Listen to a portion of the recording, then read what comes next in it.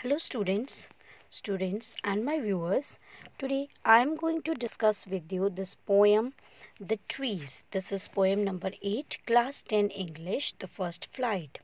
And the poet of the poem is Edwin Rich. वैसे तो students ये poem इस साल के लिए due to keeping in mind this pandemic तो इसको डिलीट किया गया है। कुछ सिलेबस जो है हमारा वो रिड्यूस किया गया है इसका 10th क्लास का सीबीएसई ने। तो ये पोएम है द ट्रीज, लेकिन बुक में ये पोएम है और ड्यू टू पेंडेमिक थोड़ा सा ये हमारा सिलेबस रिड्यूस हुआ है, but we need to know this poem. So today I am going to discuss this poem and the title of the poem is The Trees, written by or composed by Edwin Rich. So first of all, I am going to discuss something about Edwin Rich. ये poetess हैं lady Edwin Rich. 1929 to 2012 was born in Baltimore, Maryland, USA. She was a famous poet, essayist and feminist. Yes, students, now what is this feminist? Feminist means जो feminism को का साथ देते हैं ladies और अपनी मतलब विमेन एम्पावरमेंट के ऊपर विश्वास करते हैं, उनके लिए लिखते हैं, उनके लिए बात करते हैं, आगे उनकी आवाज़ को पहुंचाते हैं. So she has published 19 volumes of poetry, 3 collections of essays and other writings. So here is the poetess Edwin Rich. A short introduction to this poem. Like the poem has a symbolic meaning. The trees are an extended metaphor for women.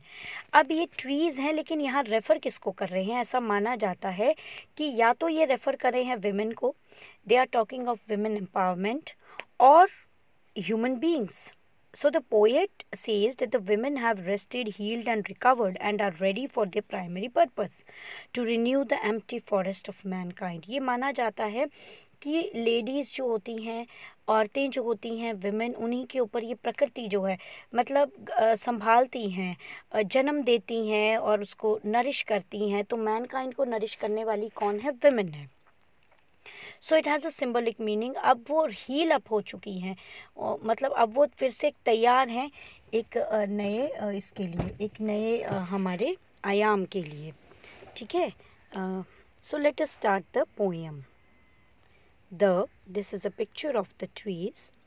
The trees inside are moving out into the forest. मतलब ऐसा माना जाता है कि women या mankind जकड़ी हुई है. ठीक है, उसको कुछ restrictions उसके ऊपर लगी हैं. So the forest was empty all these days, where no birds could sit, no insect hide, no sun bury its feet in shadow. The forest that was empty all these nights will be full of trees by morning. Means now the trees have started moving out in the forest. मतलब ये जकड़े हुए थे, अंदर थे, इनको बंद किया था. जिस मतलब ट्रीज़ किसको रेफ़र करें यहाँ पे? जैसे विमेन को या फिर हम ह्यूमन मैनकाइंड को लेंगे. ठीक है. लेकिन अब फॉरेस्ट जो है वो आज अब खाली है. मीन्स बाहर आपको मैनकाइंड या आपको ह्यूमैनिटी देखने को मिलेगी नहीं. कोई बर्ड वहाँ गीत नहीं गाता, कोई इंसेक्ट हाइड नहीं करता, क्योंकि हाइडिंग के लिए कुछ है ही नहीं. बर्ड्स कहाँ बैठेंगे? पेड़ों पर. उनके लिए कुछ नहीं है. नो सन बरी its feet in shadow. Yes, अगर पेड़ होंगे तो ऊपर से जो रोशनी है वो पेड़ों के झुरमुट से आती है और फिर खुद को एक बेस देती है, बरी करती है. So forest that was empty, और ये फॉरेस्ट माना जा रहा है कि एम्प्टी है, अब तक खाली पड़ा है, लेकिन अब वो ये इतनी रातों तक तो वो एम्प्टी रहा, लेकिन अब वो सुबह तक भर जाएगा ट्रीज से. So let us discuss the literary devices in this stanza. personification है, sun bury its feet, so sun has been personified. Then there is enjambment, means continuation of a sentence to the next line. Okay, continuation है, like the forest that was and trees by morning. Then there is anaphora. 2 lines begin with no. Anaphora में होता है कि same word जो है वो line के starting में ही रिपीट हो रहा है. Then there is imagery. Of course the trees inside are moving out into the forest.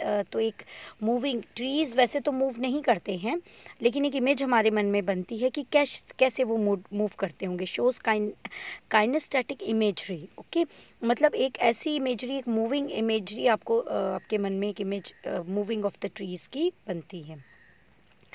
Then this is the next stanza. See, all night the roots work to disengage themselves from the cracks in the veranda floor. The leaves strain toward the glass, small twigs stiff with exertion, long cramped boughs shuffling under the roof, like newly discharged parents, half dazed, moving to the clinic doors. So, here are some word meanings also. Disengage means to remove, strain means pressure, twigs means small stem, exertion, effort, cramped means restricted. Then bows, branch, shuffling means mixing, and discharge means send out. Dazed means stun. Now see all night, पूरी night जो है वो roots अपने आप को, देखो पेड़ों को रूट्स होती हैं, जब वो निकलेंगे चलेंगे तो रूट्स तो छुड़ाना पड़ेगा, तो वो रूट्स अपने आप को डिसएंगेज कर रही है, मीन्स अपने आप को छुड़ा रही हैं क्रैक्स में से. वरंडा फ्लोर मीन्स वो अंदर बंद हैं, उनको रिस्ट्रिक्टेड किया गया है. The leaves train towards the glass, अब जो लीव्स हैं वो ग्लास की तरफ यानी कि खिड़कियों की तरफ झुक रहे हैं. Small twig stiff with exertion, छोटी छोटी जो कोंपलें हैं वो भी एक्सर्ट कर रही हैं खुद को. Long cramped boughs shuffling under the roof, okay, long cramped boughs like restricted branches, boughs means branches, वो भी under the roof they are struggling to go out. Like newly discharge patients, कह रहे ऐसे लग रहा है जैसे कोई मरीज़ अब अंदर बंद कर दिया गया है, इनको वो मरीज़ ही तो बन गए हैं, अभी नया नया छूट रहा है.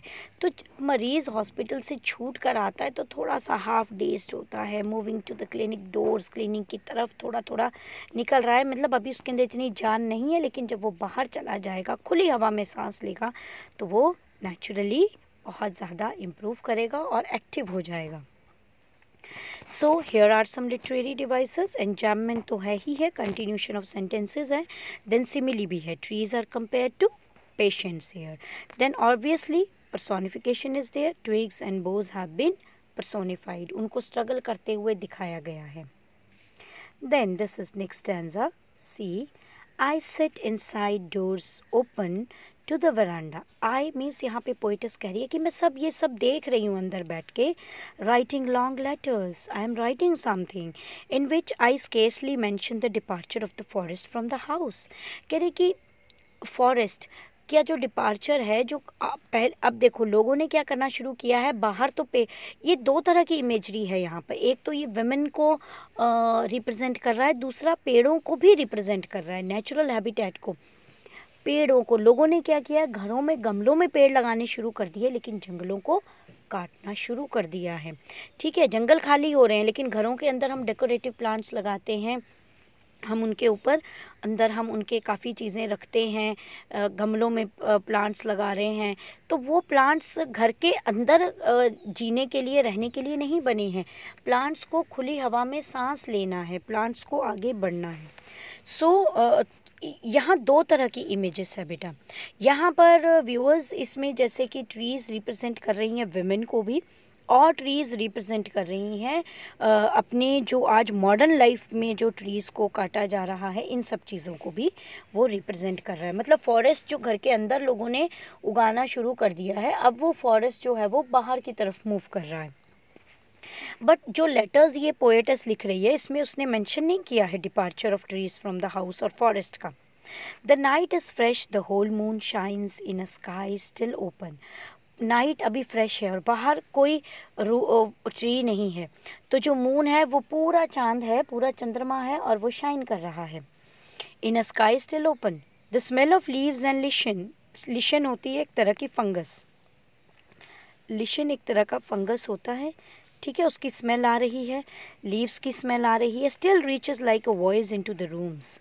ठीक है, स्केर्सली बेयरली, खाली रूम्स में. कह रहे फॉरेस्ट तो बाहर चले गए कमरे से, पेड़ अपने आप को छुड़ाकर ओपन हवा में जा चुके हैं, लेकिन अंदर उनके पेड़ों की, उनके पत्तों की, उनकी फंगस की अभी भी स्मेल है. Yes. So literary devices in this stanza are alliteration, long letters, forest from, sky still, leaves listen. तो यहाँ पर देखिए L L रिपीट हो रहा है, F F मतलब consonant sounds are repeating. Then enjambment, continuation of sentence to the next line.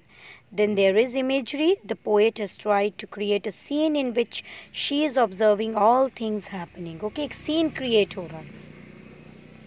Then this is next stanza. My head is full of whispers, which tomorrow will be silent. Listen, the glass is breaking. अब poets सब देख रही है, head में कुछ ना कुछ अंदर चल रहा है कि ये हो क्या रहा है। Tomorrow everything will be silent. Why? Because the trees have moved out. trees तो जा चुके होंगे। मतलब ये पेड़ों का एक दो मैसेज है इसमें। एक तो ये है कि विमेन को जो आप रिस्ट्रिक्ट करके रख रहे हो, एक न एक दिन वो अपनी ये बेड़ियाँ चुरा कर बाहर निकलेंगी, खुली हवा में वो भी सांस लेंगी और अपने आप को प्रूव करेंगे। दूसरा, जो हम जंगल काट दे रहे हैं, घरों में हम पेड़ पौधे उगा रहे हैं लेकिन जंगलों को काट रहे हैं, तो एक दिन वो जो घर के जो पौधे हैं ना, वो भी रिवोल्ट करके बाहर खुली हवा में जाने को तैयार हो जाएंगे। ठीक है। तो आज तो ये सारी हरकत हो रही है तो आवाज़ हो रही है अंदर, लेकिन कल तक कह रहे जब सारे पेड़ बाहर जा चुके होंगे तब क्या रहेगा? कुछ नहीं रहेगा, तब सिर्फ एक साइलेंस रहेगी। The glass is breaking, glass टूट रहा है। Why? Because the trees are moving out, the trees are stumbling forward, stumbling means to move into the night, winds rush to meet them and the open wind fresh air is waiting for them. The moon is broken like a mirror, its pieces flash now in the crown of the tallest oak. Yes, पहले full moon था, आपने पिछले इसमें stanza में देखा कि full moon है। Okay, सी यहाँ पर आया था द होल मून, लेकिन अब उसमें कहा गया है कि द मून इज ब्रोकन। तो मून ब्रेक कैसे हुआ? मून मिरर की तरह कैसे टूट गया? मून टूटा नहीं है, लेकिन जब आप मून को पेड़ों के बीच में से देखेंगे तो आपको कहीं कहीं उसके छोटे छोटे टुकड़े ही नज़र आएंगे। ऐसा लगेगा, क्योंकि पहले तो बाहर पेड़ ही नहीं थे तो आपको फुल मून दिख रहा था, लेकिन जब आप इसको मून को पेड़ों के बीच में से देखोगे तो आपको वो टूटा टुकड़ों टुकड़ों में नज़र आएगा, क्योंकि बीच बीच में पेड़ों के पत्ते आ जाएंगे, तो वो टुकड़ों में ऐसे नज़र आएगा जैसे मान लो एक शीशा टूटा हुआ है, उसके टुकड़े हो चुके हैं।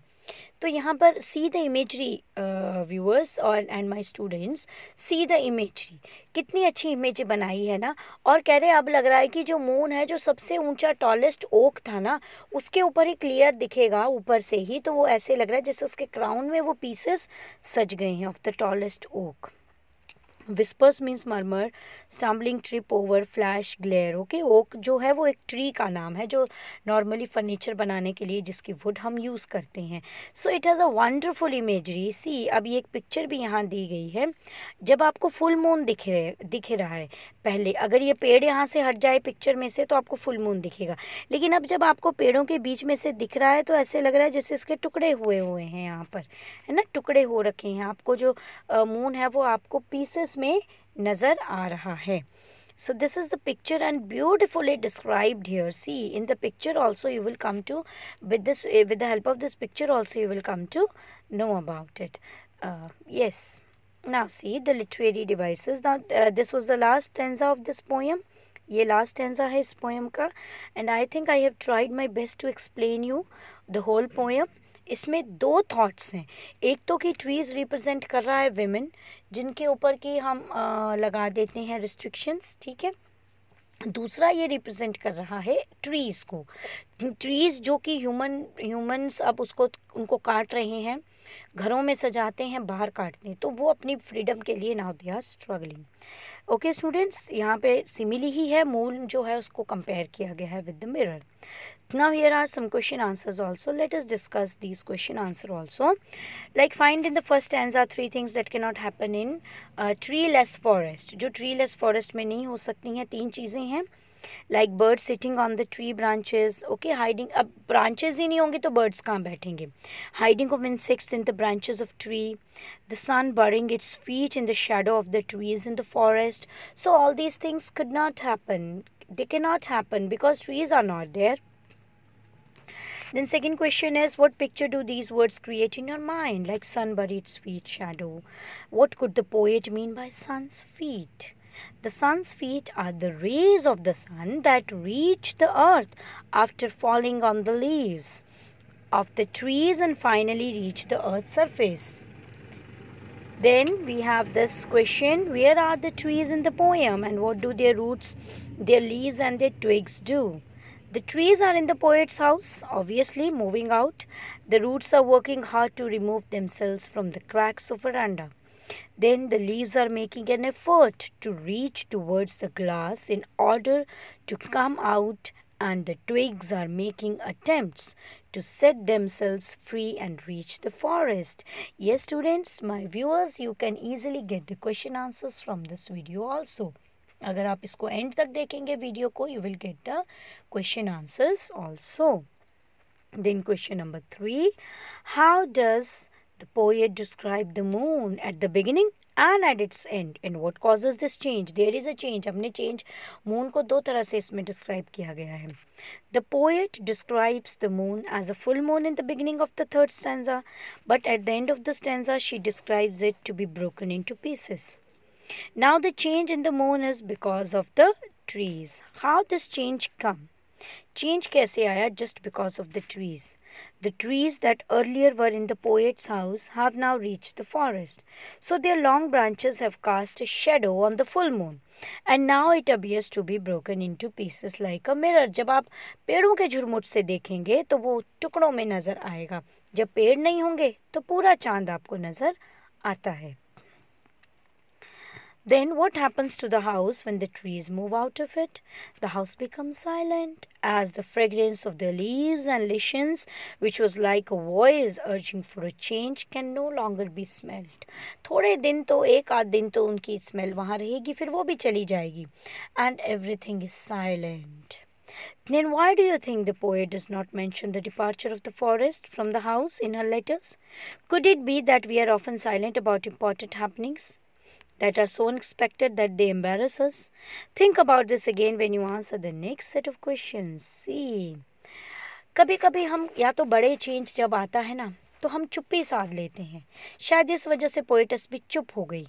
ठीक है, लेकिन कई बार ऐसा बड़ा चेंज आ जाता है जो हम एक्सपेक्ट ही नहीं करते हैं, इसीलिए हम उसके बारे में चुप हो जाते हैं. क्या हमें चुप रहना चाहिए? सी, the poet did not mention the departure of the forest from her house because it is a part of human nature to ignore the important matters of their life. Very important thing.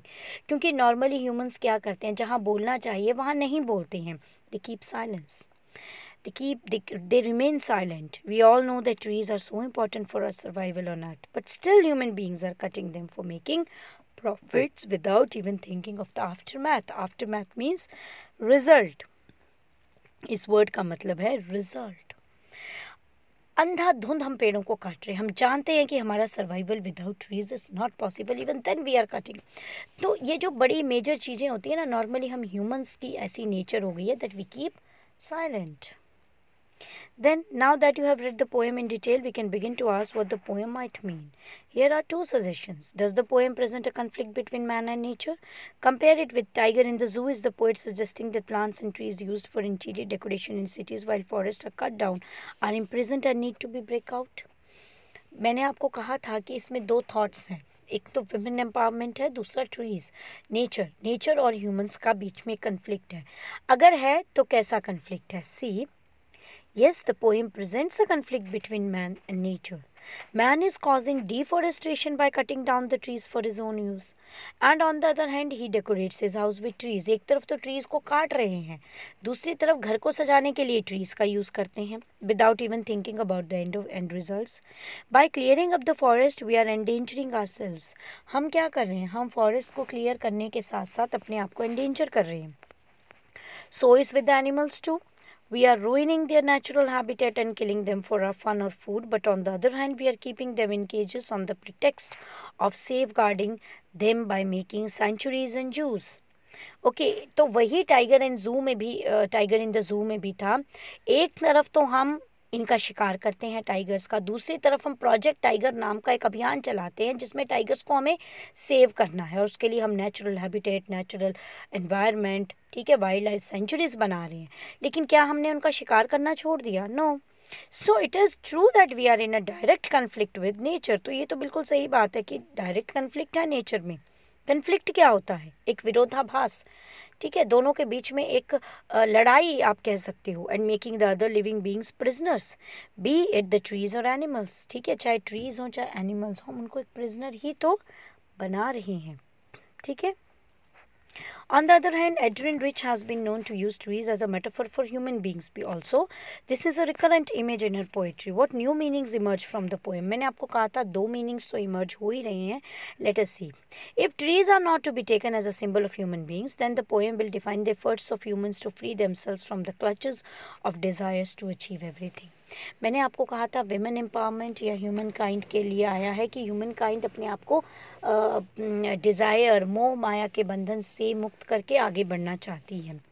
All the human beings are under a constant pressure of being at the top of in every field. हर कोई आगे बढ़ना चाहता है, सर्वोत्तम करना चाहता है. Either they are forced by their own desire, या तो आपके अंदर ही अंदर एक इच्छा होती है ऐसा करने की, और there is a constant peer pressure on them, या फिर उनके ऊपर एक लगातार एक प्रेशर होता है. So the human beings will set themselves free from this race and try to live a happy and peaceful life. So students and my viewers, now I think that the discussion which I have done with you is very much clear. I have tried my best to make you understand this whole poem with all the question answers also. And if you have any queries, you can post your queries in the comment box of my YouTube channel. I will try my best to give you the answers of this your queries. Okay. Thank you students and my viewers. And if you really feel my discussion helpful, please like, share and subscribe my channel. Thank you.